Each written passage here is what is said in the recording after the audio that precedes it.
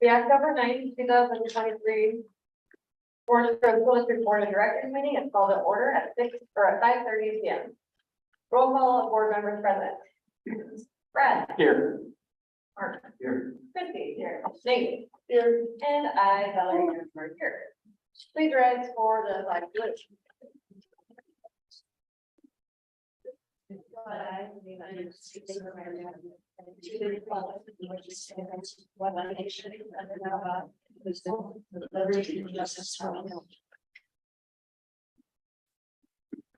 At this time, I'd like to have the audience to introduce themselves. We'll start over here. Mr. Garcia. Good evening, everybody. Osvaldo Garcia Rivera. I'm the district coordinator of equity, English language development, and migrant education. Oh, Eileen Clute, business. Ricky Carter, Director of Nutrition Services. Tim Graham, Principal of Cal. Kim Share, Student Services. David Warner, Communications. Andrew Vignon, Technology Department. Carol Hartlow, parent. Beverly Cornelius, grandma. Lori Nelson, parent. Sarah Field, parent. Sean O'Neill, Assistant Superintendent.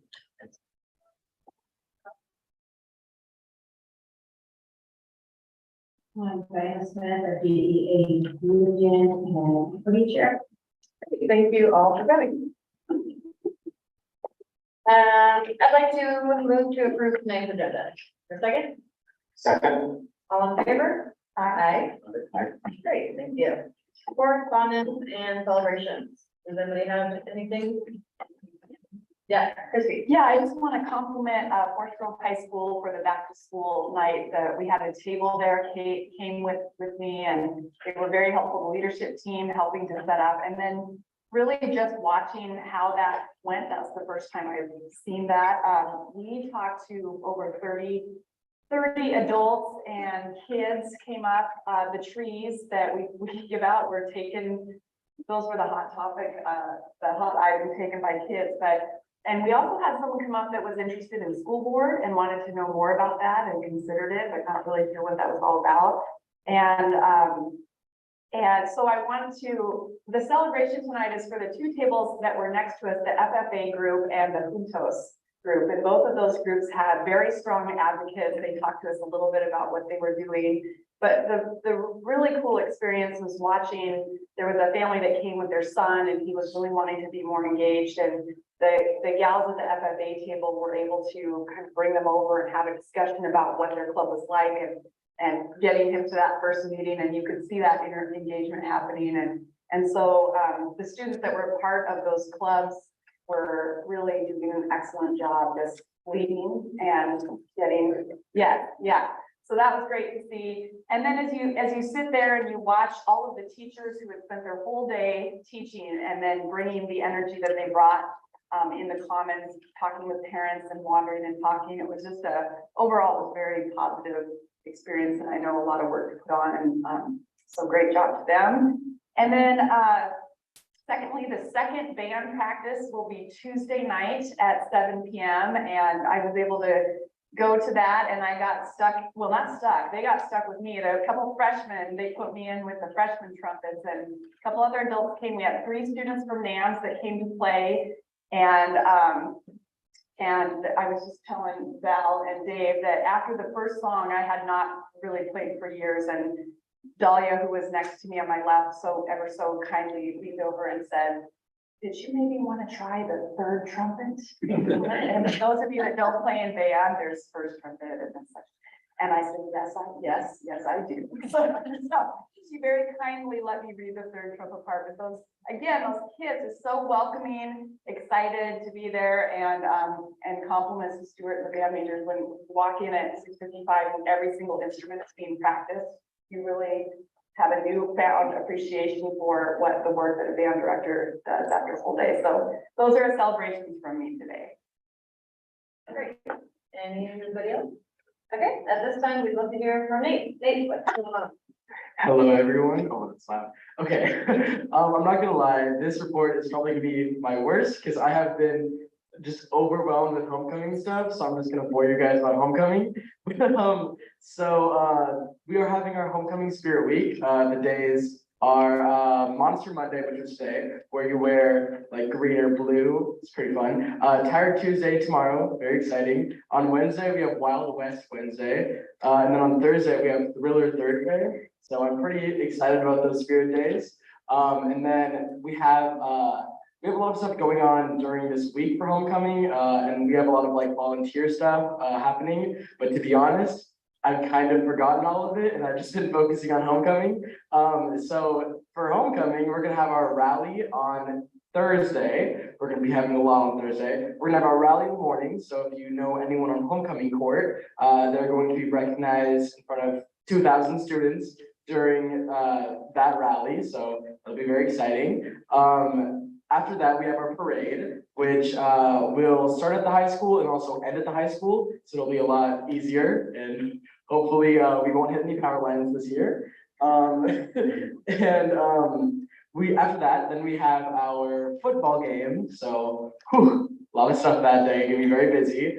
And the football game will be very exciting. I'm thinking that we might sweep them, not gonna lie. And the theme is gonna be the haunting of Hill High. And we are going against Hill High, so I think it's kind of genius. But yeah, so really excited for that to be over, I'm not gonna lie. And then we have our dance on Friday, which we won't have any school on Friday, but yeah. And then besides homecoming, because as you can tell, I really care about homecoming. We will have our OSAA meeting, which is like this really cool, I forget the word, convention that where the leadership students get to go, and we get to go to I forget where we're going, but it's really cool, and we get to stay there for like 3 days. And yeah, and we also have some guest speakers from ODS Outdoor School that are gonna come to the school. They've already been recruiting a little bit, but we might take them and like we might have them come to our assembly and talk a little bit about outdoor school, which is really exciting because we have a lot more people going to outdoor school this year, like going as counselors, which was really fun for me. So having to share that opportunity has been really fun and very exciting. And yeah, we also had our first student council meeting, which was led by me, and it was very scary, but I got through it. Hopefully it'll really help the clubs at our school. We had a clothing sale for our visual and performing arts on I think it was Saturday and Sunday, and we made like I think $500 from that. So a lot of things are happening, and a lot of people are doing really great stuff, and I'm really happy right now. So thank you. Hey, I love your energy. Always refreshing hearing your updates, so thank you very much, appreciate it. Okay, we are on to Superintendent Parker. Perfect. Tonight I'm here to report on our Division 22 standards. We do this once a year. School districts are required to annually report on the local school boards to the local school boards in regards to meeting Division 22 standards. This is included in OAR 581, 022, 0103, and identify to the board and the community any standard that we're not in compliance. The cabinets reviewed these standards, and I'm pleased to report that the Forest Grove School District was compliant and met all Division 22 standards for the 2022-23 school year last year, with one exception, and that is OAR 581, 022, 2263, which is instructional minutes for physical education. I want to say 2010, the state passed a new requirement of PE minutes. And in particular, we adjusted the PE minutes in the elementary school. The high school was already meeting, but the middle school, it was 225 minutes per week. And we're not anywhere close to meeting that. Last year, in June of 2023, the legislature passed House Bill 3199, which reduces the total number of physical education minutes required in the 6th through 8th grades to 150 minutes, averaged throughout the year. This provision started July 1st, 2023. So while we are not in compliance last year with the 225 minutes, we are working with the well, there's two things. One is, as part of this bond, we're gonna be, part of the bond is to build an additional PE, I don't want to say facility, but it'll be a space, so we can hold more PE all at once at NAMS. So we're gonna be asking ODE for a, extension, because we also need for this bond to kick in to provide this third PE space. They are working with NAMS already, because there's some ways we're about 125 minutes per week. The new requirement is 150. We're not that far off as it is, so they're working with them to kind of come into compliance this year. Tonight's report to the school board is part of the state's requirement to be fully compliant with Division 22. Part of the state's requirement to be fully compliant with Division 22 standards, and our district will post the required template on our district website to communicate with the community at large. Lastly, our district will complete the online submission to ODE by November 15th, which is part of the law. Questions about Division 22 standards? Like I said, the one that we have some work to do, and we're not alone here. There's virtually almost no middle schools across the state are complying with the 225. But we have a plan moving forward. The new requirement will be easier for us to get. My other thing, I was going to talk a little bit about homecoming, but Nate already did a great job with that. The Newburgh versus Forest Grove High School volleyball matches tonight, starts at 7. And again, we've got lots of fun things going around in the district right now. So with that, I'll turn it back to the chair. What time was the parade on Thursday? So it'll be, should I come back or? It's fine. It should start about like 4:15. I'm not sure the exact time, but Just typically around there. yeah, like right around there. Perfect, thank you. Okay, at this time, does the Forest Grove Education Association have anything they would like to share with us?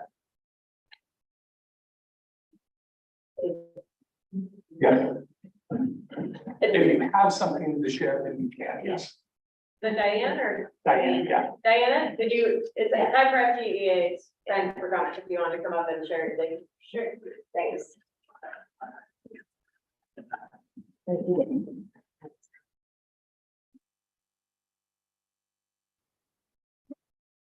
So my name is Diana Smith, and currently I am representing the FGEA union. And this is a new role for us to be part of the presentation. So thank you to the board for that.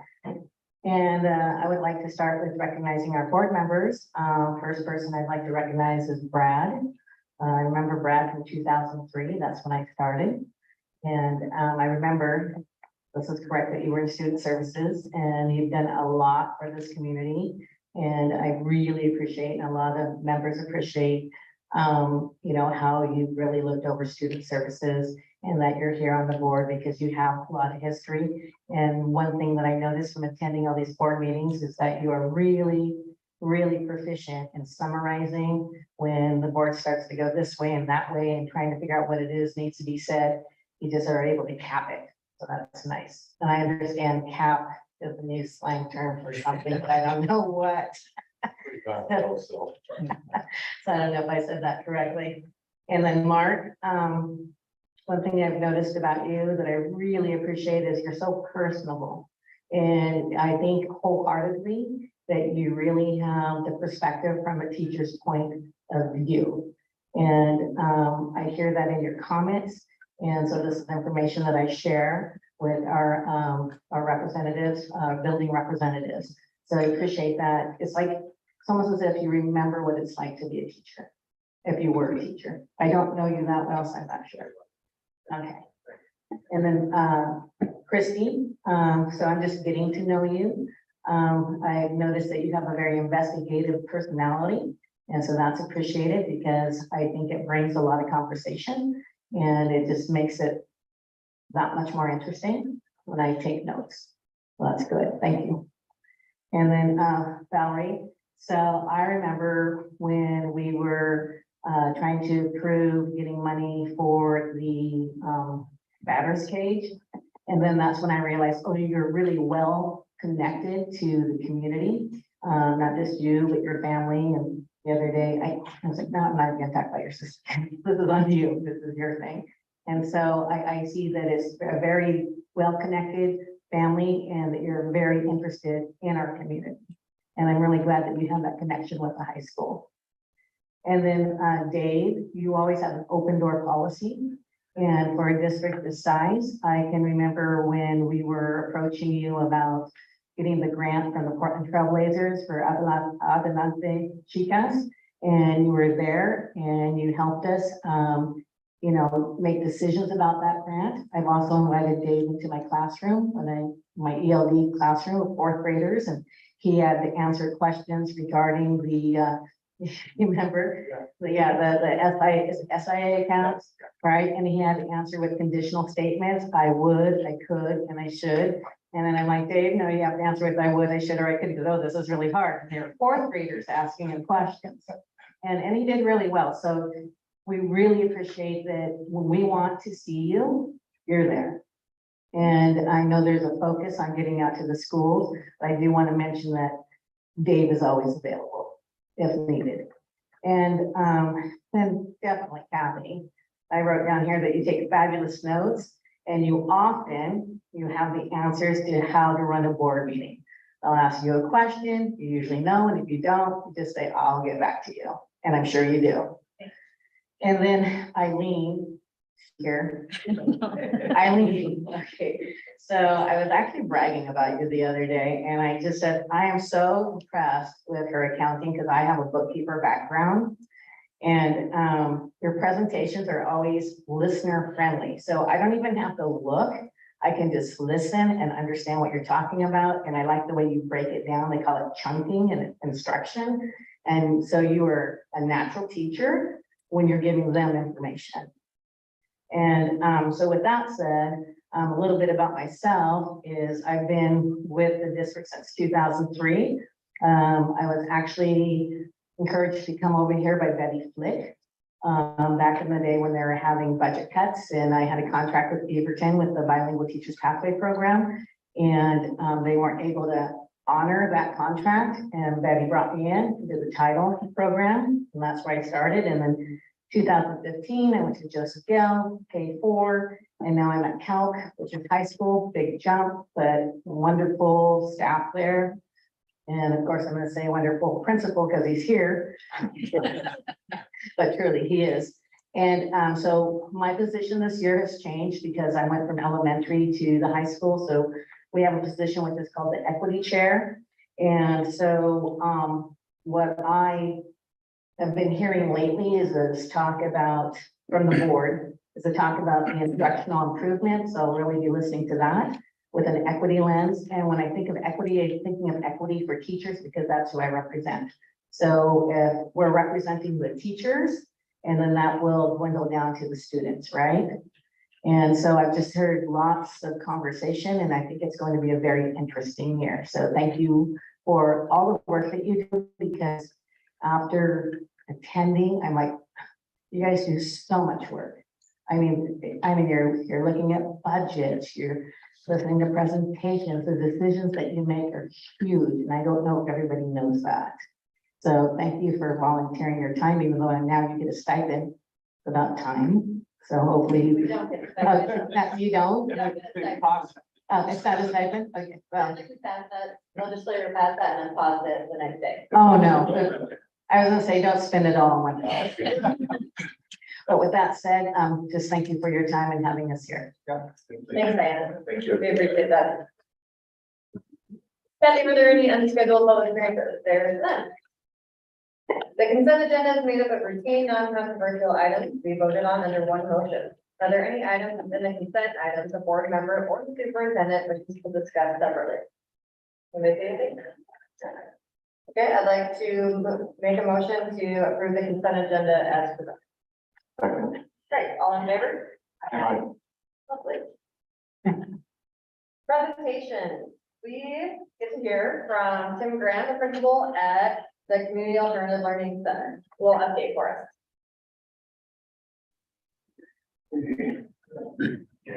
I love it. Proud student. Great. Guys, thanks for coming to join us.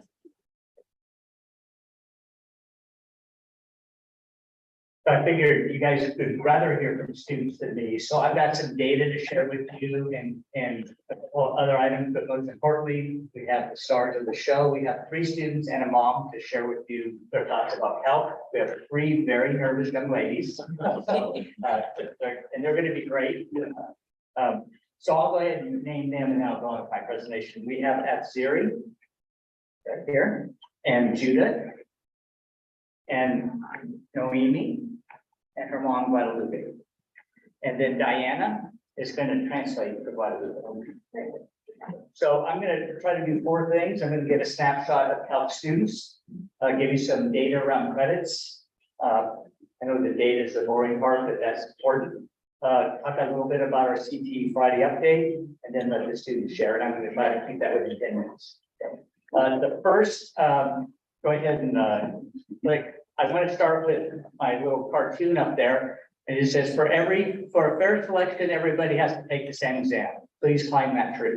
And I think in education, we've done that for a long time. And we leave a lot of kids feeling like something's wrong with them because they don't fit the learning style of one institution. And I so appreciate that the Forest Grove School District is investing in another option for students to give them choices. And it's really it is working. So we can move on to the next slide. So I just want to give you a snapshot of real quick of the students that were in the school last year and when they enrolled at Health. So last year we served 203 students throughout the school year. Our peak enrollment was 180, and 7 of those students enrolled the first semester of 2021. 10 of them enrolled second semester of 2021. We had 23 students in the first semester of 21-22, 33 in 21-22, and then 62 in the first semester of last year, and then 68 enrolled during the second semester of last year. We experienced quite a bit of growth last year. Go ahead and go to the next slide. If you build it, they'll come. Okay.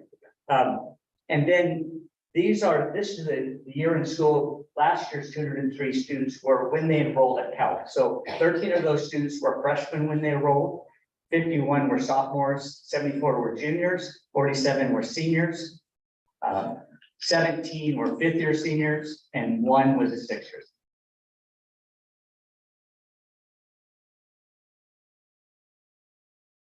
So as they enrolled in Cal, one of the ways that in the past have measured some of our, and it's not the only measure, but it's an important measure, is how do we do helping students gain credits when they're behind in credits, when they get to us.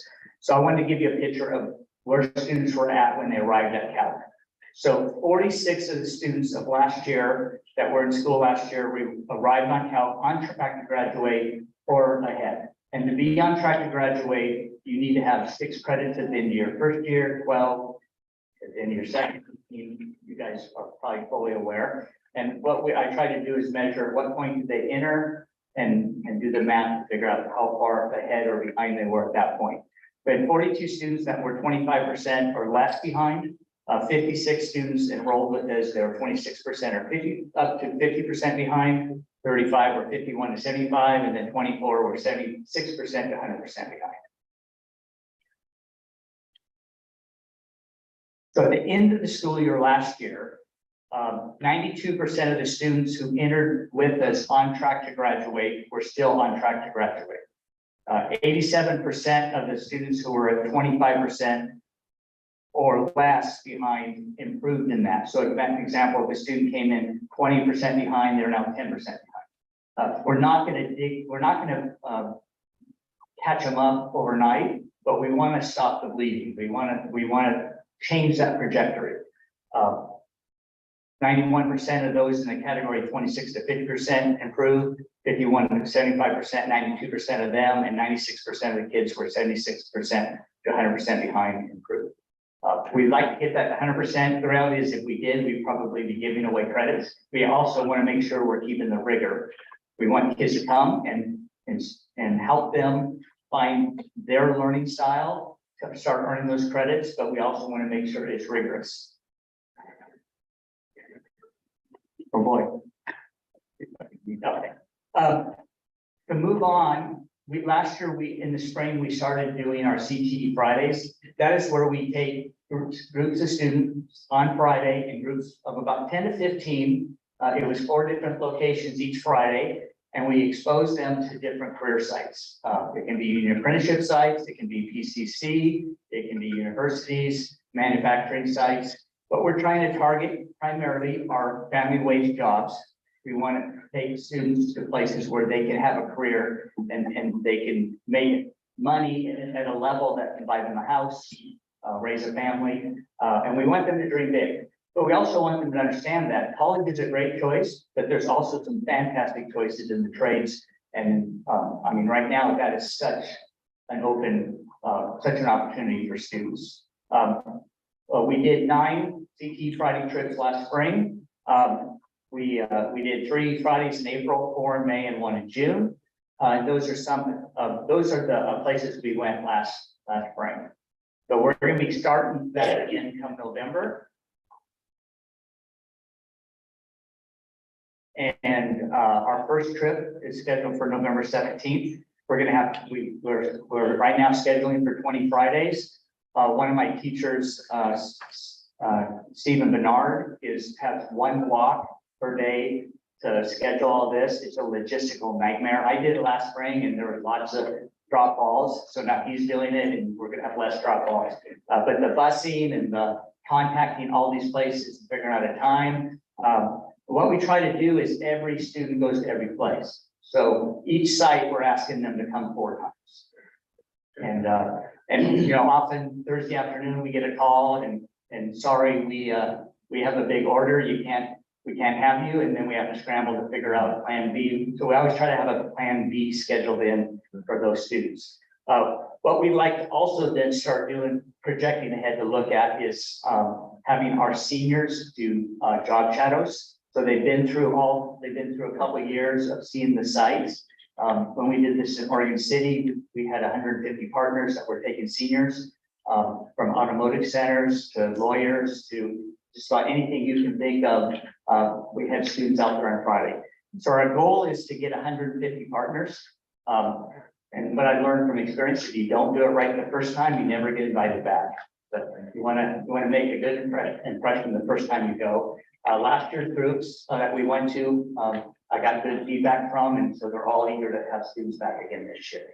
So, folks, I got through that quick for you. I didn't want to take up more than 10 minutes. I want to give them time. They're very, very nervous, and they're going to do a great job. So I'm going to go ahead and ask Noemi and her mom to come up first.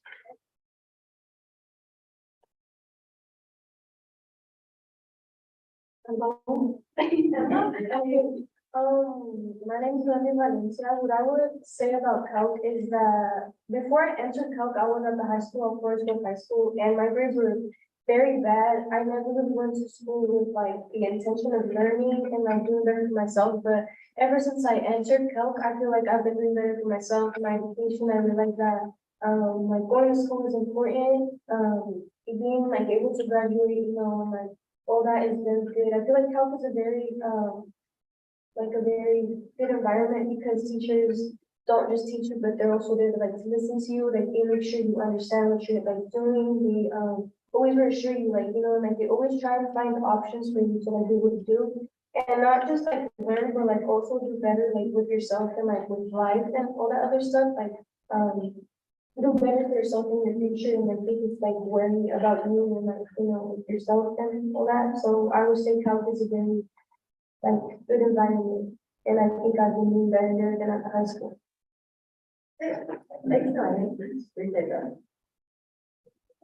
You didn't sound nervous about it. Mike, like everybody's quiet. Bueno, pues yo lo que tengo que decir es que en este momento me siento muy orgullosa de mi hija y muy agradecida con la escuela porque he visto la evolución que ella ha tenido en esto, ahora en esta escuela. Yo tenía miedo que ella entrara a esta escuela porque no tenía muy buenos conceptos de la escuela. So she's saying that she's very proud of her daughter. She was there And she was a little bit nervous before her daughter attended because she wasn't sure, what the school was like, the concept of the school. Pero me di cuenta que todo es todo lo contrario. Mi hija, que en esta escuela, ella ha cambiado sus calificaciones, ha cambiado su actitud, ha cambiado su comportamiento, se ha comprometido con ella misma, se ha comprometido igual con las tareas de la casa. O sea, el cambio ha sido muy, muy notable. So she's changed her grades, she's changed her attitude. Ese cambio ha sido muy notable en la casa, como en la escuela. And so even at home, it shows that she's, being studious and that she's taking this very seriously. And so for those reasons, she's very proud of her daughter and she feels like this is a really good place for her. Un punto muy importante es, mi hija me ha dicho que en esta escuela se ha sentido que realmente le importa a los maestros, o sea, que tiene una atención muy importante, no solamente ella, todos los alumnos son el centro de atención de los maestros. Ella se siente muy, muy apoyada y se siente con la atención que nunca había tenido anteriormente. And she said that, so at the school, she gets a lot of attention, her daughter gets a lot of attention from the teachers and that the other students do too. And so that it's just a better learning environment. I mean, she didn't say that verbatim, but that's the gist of what she's saying. Pues nada, es todo. Me quiero agradecer por todo el apoyo que le dan a los alumnos, que a veces están como que no los miran bien por las consecuencias o los actos que hayan tenido en el pasado, pero este apoyo que a ellos les dan es sumamente importante. Muchas gracias. And so the support that she gets is really important because she wasn't getting it before, but she's getting it now, and she's really appreciative of that. So thank you very much. Thank you. Thank you, Secretary. And now I ask Ziri to come on up. Hi, my name is Maxine Gutierrez. I'm a student at Cal. And a few things that I would like to say is that Cal is a really good environment for sure. I first started at the high school my sophomore year. And I mean, I had pretty good grades, but I felt like I wasn't really supported by the staff there and the teachers and everything. And once I found out about Cal, the counselor told me a few things about Cal, and I was kind of nervous because I did not have any friends or anybody, that I would go there and see. But then I realized I don't need anybody, to, have friends there. So, I thought about my education, and when I got there, I really loved the environment. I love the support that all the teachers give you. I'm so thankful that I'm gonna be able to graduate early how I wanted to. In the beginning, I thought that I was not gonna be able to graduate on time or graduate early. And it just gives you the support that you need. And I really love how they don't judge you of your past of how you were at the high school. They push you to do better in school, and for sure they help you with with your classes, with stuff outside too. And I really like it.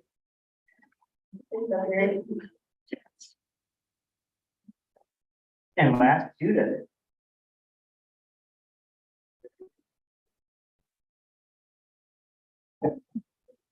I'm Julia Batista. I am a Cal student. I'm a senior. When I first started at Cal, I didn't really think much of it. When I was at the high school, I was failing all my classes. I would not show up just like that. And then my counselor as well had told me about Cal. I decided to give it a chance. Didn't know anything. Didn't know how the teachers were gonna be. Didn't know if it was gonna be the same thing or different, but they all do actually help out. Discovery, that's the hardest part. After that, everything goes smoothly. Really did end up helping me with my attendance. I do show up to school. I do get my things done. I am gonna be graduating early too, and that is something that I didn't think I could do. You're just gonna ask me a question? Yeah. Have you gone on a Friday, outing? Yes, I am. What do you think of those? Have you learned something new or thought about a job you might not have thought of before, or? Yes, I have. We went to the women. I know it. Yeah, and then I saw the electrical one, electrician. I didn't even know about that. And it turns out they can train you, they can do a lot of things for you. I wouldn't have known about that if I didn't find it out. Yeah, it's great. Okay, thanks, Judith. Appreciate it. And I'm speaking as a new teacher at Cal. And I just think how lucky are these students to have this opportunity? The way the system is, you have your SEA, which is student-centered achievement for students that maybe are not able to go to the high school or other reasons.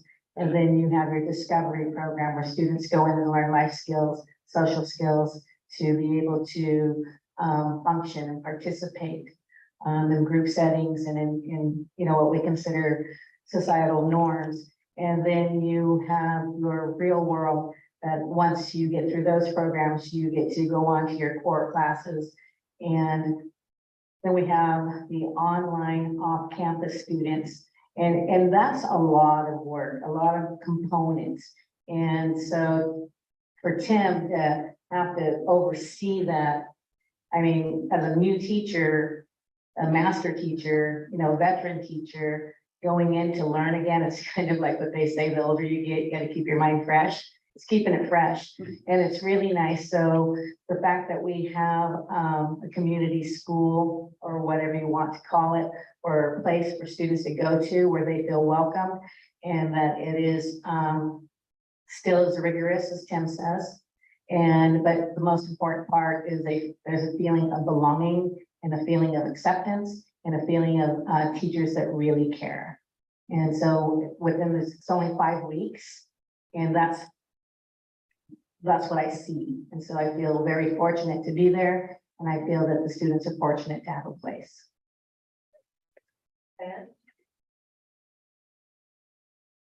First, I'd like to thank you guys, and let's give them a big round.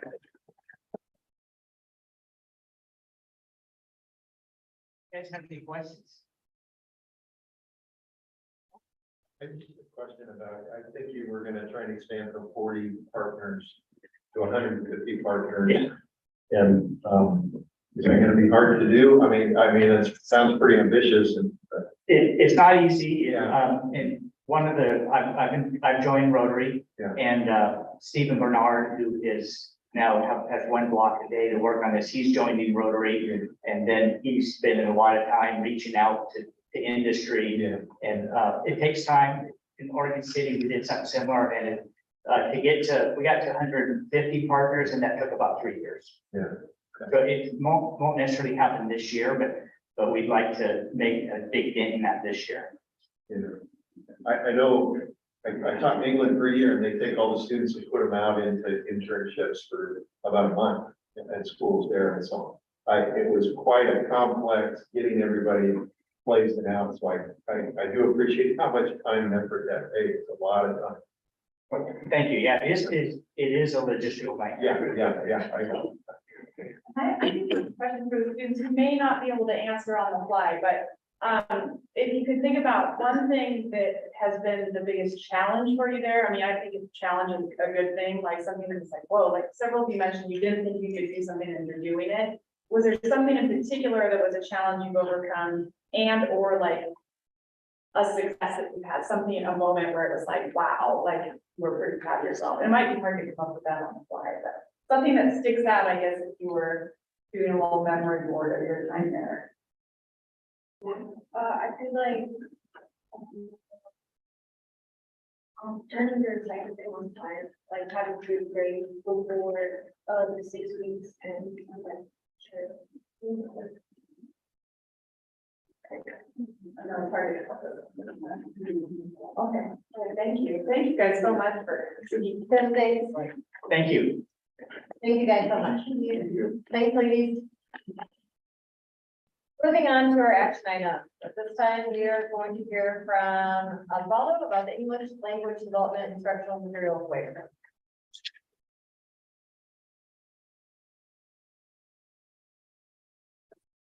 Good evening, everybody. Just brought some notes. Yeah. There, need some clarity.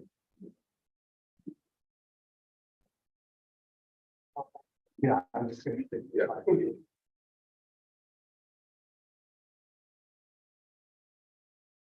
I also would like to recognize the board and obviously the leadership of our district for intentionally supporting talk with intentional hire. I mean, there have been a lot of changing there. There are new staff, and as the coordinator of equity, I can see that students of color feel really supported in that building. It has changed the community, the perception from the community. So kudos to the principal, all the investment making that. So why are we here? A couple of weeks ago, I came over here requesting a waiver, but I wanted to be a little bit more intentional about explaining, the reason why. And then I prepared these notes that are placed in order in there. So the first one is ELL waiver clarity, and it has 2 pages front and back. So in the year 2021, 2022, we were required by ODE to embrace a new curriculum option for ELP instructional materials.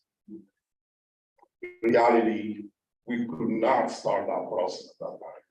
Not only we were in the middle of a pandemic trying to figure a lot of things out, but we also were already in the middle of the adoption process for the Amplified, which is the leadership curriculum option.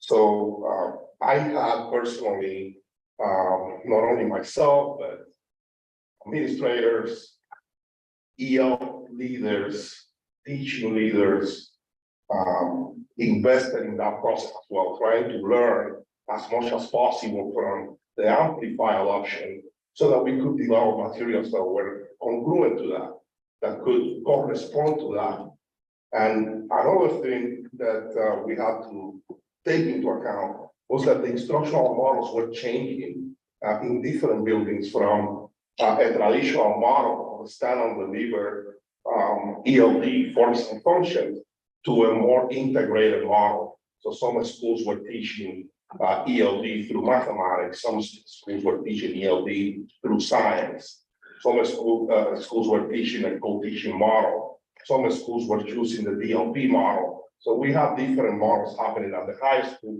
Tom McCall, Cornelius Elementary, Echo Shaw. So we had to study that. We had to make sure that we knew exactly where that was going to land to really organize ourselves as far as the budget for this effort, and also what kind of materials we were going to either purchase or create ourselves.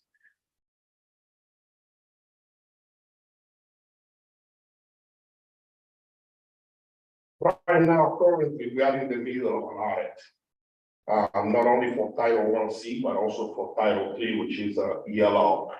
And because of that, as we were preparing to be compliant with it, we discovered that one of the items to satisfy compliance was to implement this curriculum. And because we did not have it, I requested an extension from the state.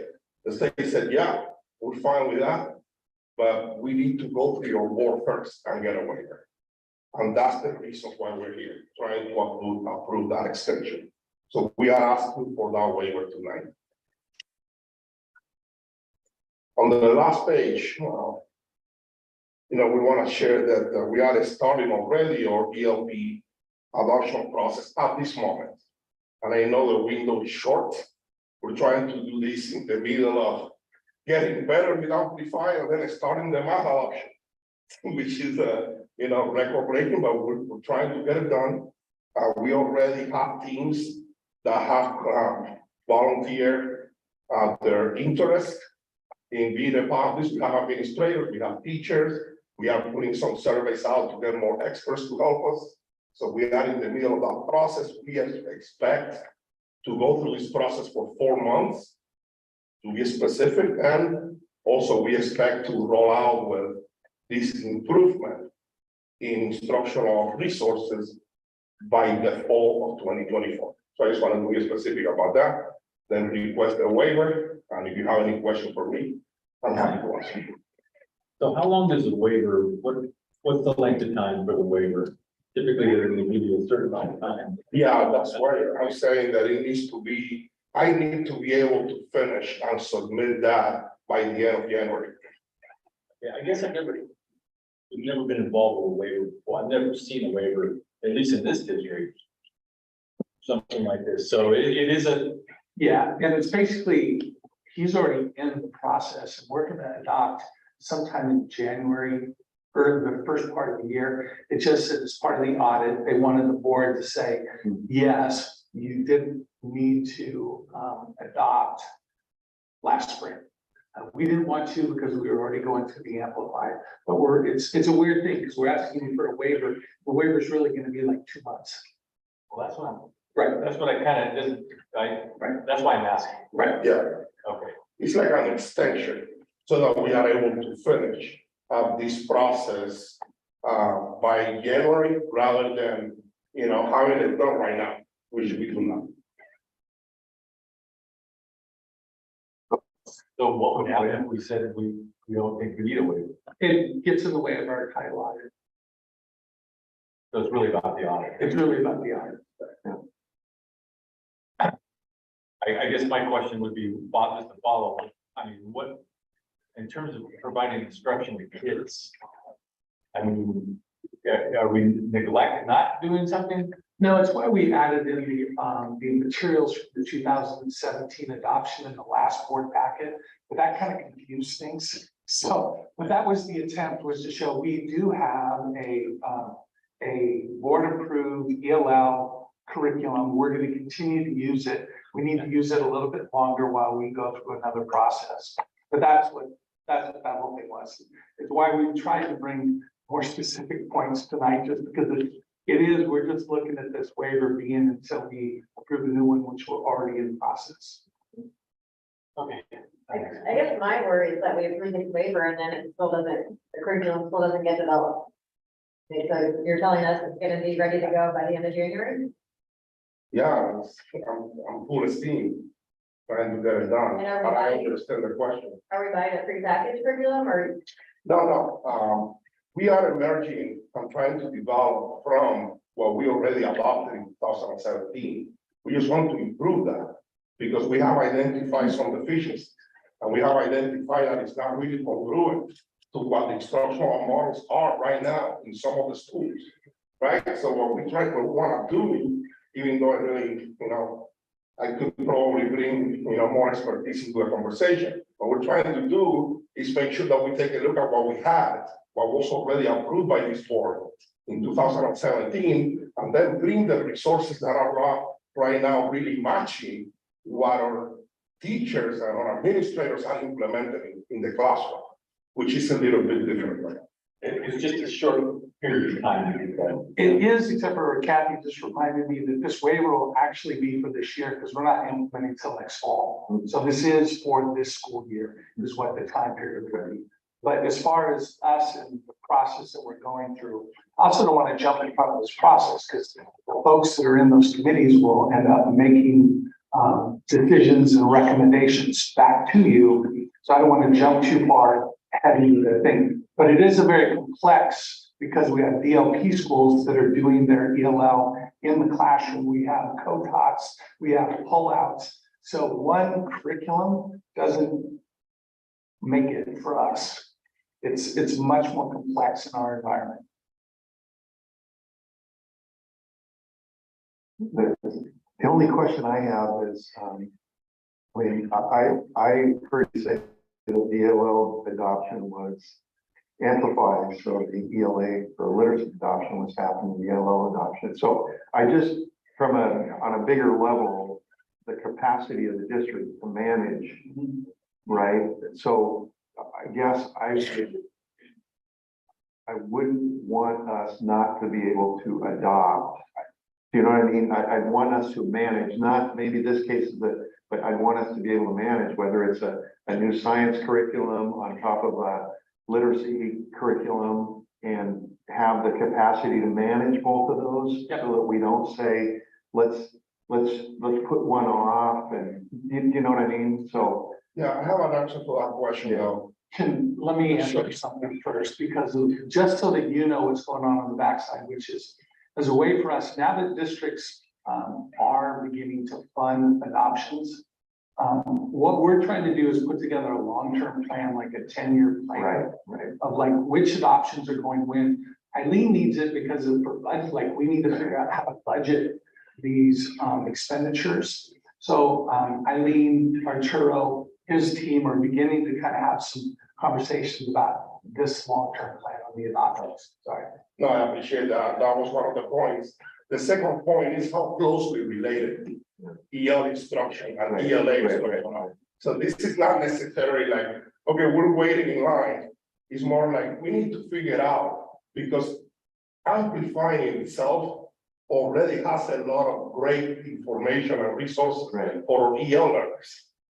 So at what point do we push in with some EL material to complement that? So we need our staff to be really proficient and really know through the implementation of the amplified curriculum, get better at it so that we can develop resources that are congruent with that. Okay, thanks. Any other questions or comments? No? All right, would someone like to make a motion? This is the. Okay. Okay. Yeah, do you want me to make a motion? Move to approve the English language development ELD instructional materials waiver for the 2023-24 school year. We'll do a roll call vote. Mark? Second. Thanks. Brad seconded. All right, Kelly. Mark? Yes. Brad? Yes. Nate? Yes. Yes. Christine? Yes. I'm a yes. Sorry, I just wanted to throw that in there. Okay, the motion passes 4-0. Thank you. Thank you. Moving on to superintendent, 2023, 2024 goals. Okay, in packet, we've got the current version of our goals. We met on these. We met at our retreat on August 29th. We met again on September 11th and then September 25th. And they're back in here on October 9th. I haven't received any questions regarding them. The last little addition was we added in some of the long-range professional the aligned guidance goals that we've already kind of agreed to. So I'm here to answer any questions if you have them. Does anybody have any questions for Dave? If we already asked you a bunch of questions, so hopefully we don't have any more. So I'll make a motion to approve the 2023-24 superintendent goals as presented. Great. Moved and seconded. All in favor? Aye. Aye. Nate? Of course. Love it. Okay, we're moving on to future action items. On future action items, we have the board goals. Does anybody want to discuss that? We added in, I'll tell you what, there's two maroon ads that we put in there. The first one was the board will support and monitor the district's literacy and math improvement plans pre-K-12. We gleaned that kind of from the conversation that we had the last time, trying to just set out a goal. Those are very appropriate goals for us. And then the second one is a board member may serve as a liaison with the city of Forest Grove and the city of Cornelius. We're talking about how to have more interaction between the three boards. And so this is one of the ways that we're discussing. It hasn't really, they haven't completed the conversations at Cornelius. Forest Grove, I think they've had some initial conversations, But we added it in as a board goal here, because we just know that it's kind of something that we're heading towards. Good idea. A great idea. I would like to say that was Christie's idea, so. It's a great idea. We've been talking about that. For a while, so makes sense though. Good. So we don't know what's going on. Anybody have anything to discuss about that? Okay, anybody have any future board items or board discussion they want to bring out at this time? Well, I do. I just want to say, the OSBA conference coming up in about a month in Portland. And, and anyway, coming up in about a month, OSBA conference, and we've all gone in past years. And I was looking over the agenda this year. I was looking at it the other day, and I couldn't see the sessions. Maybe I didn't look close enough, but I couldn't see what sessions they were going to offer. But I did notice that on Thursday, there's a pre-conference on Thursday, and it's for the whole day, and the topic is around, I think it's called balanced governance. It's an OSBA, and it's about boards working with superintendents and districts about balanced governance. And so I just would say, well, maybe all board members, just take a look at that one, because it's on Thursday, it's one day. I'm not able to go for other commitments on the Friday, Saturday this year, but I can go on the Thursday. And it looked like it looked like it might be something interesting to do. So that was just my 2 cents. Okay, member, good to know.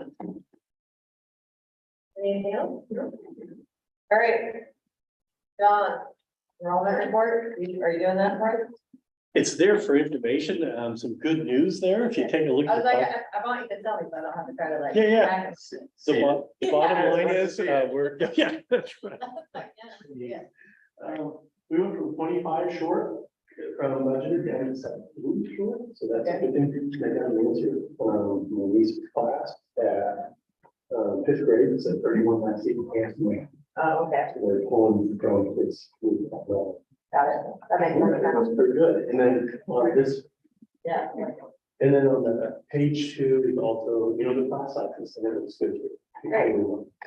Thank Okay. you. Thanks, John. Well, Sorry to make you come up. oh, no, you're But good. you know, I can't read the names, so.